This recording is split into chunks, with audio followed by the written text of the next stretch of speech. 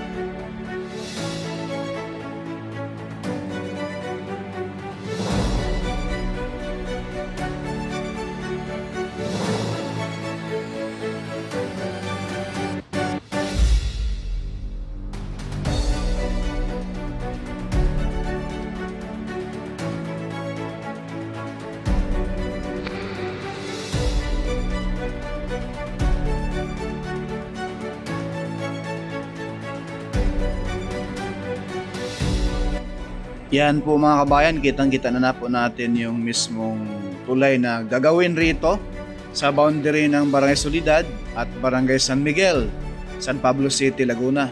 So yung tulay na yan mga kabayan, sa gawing kanan na side, sa harapan natin, yan na po yung ang magtrabaho niyan mula dito hanggang doon sa mismong SLEX TR3, no?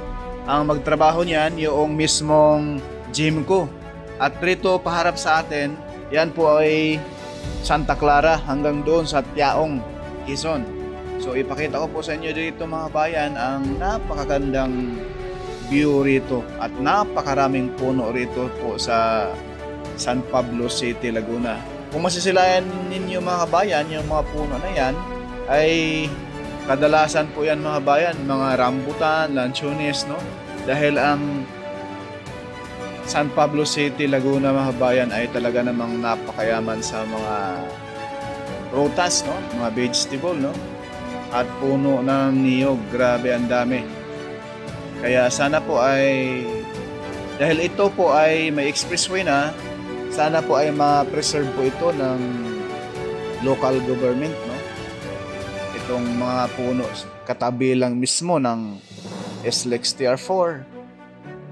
At balang araw mga bayan, pagdaan ninyo rito, masisilayan po ninyo ang namutiktik na mga bunga ng mga rambutan at lanchones.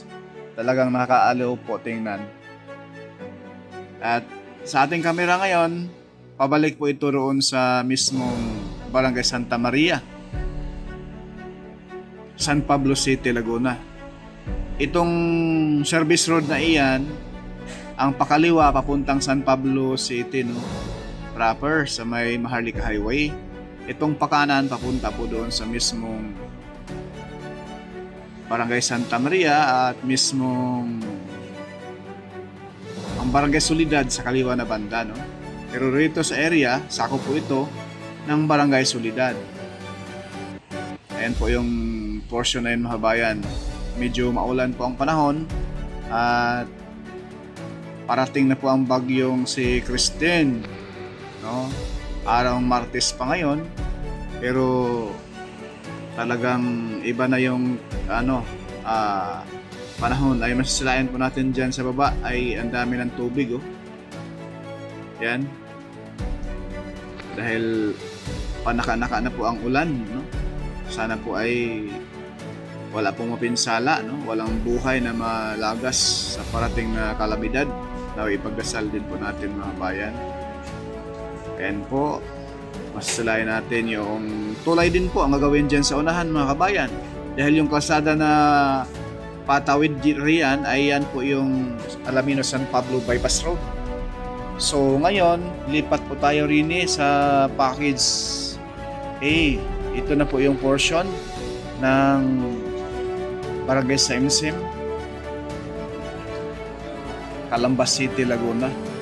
Ito po yung yung kaharap sa ating camera, yun na po yung Ayala Greenfield.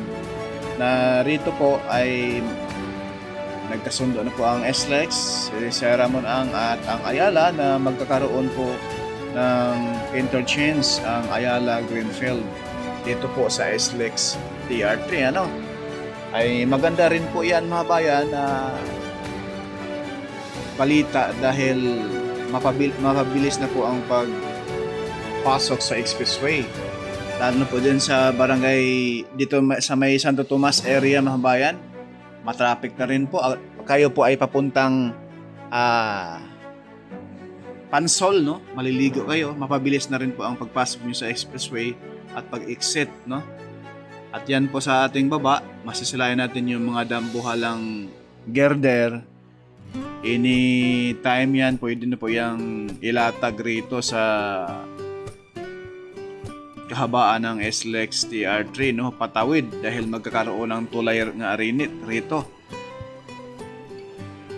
Dahil yung mismong SLEX TR4 na ating in-update, tatawid sa SLEX TR3. At ito na po yung mga dambuhalang girder, naka-prepare na po ito.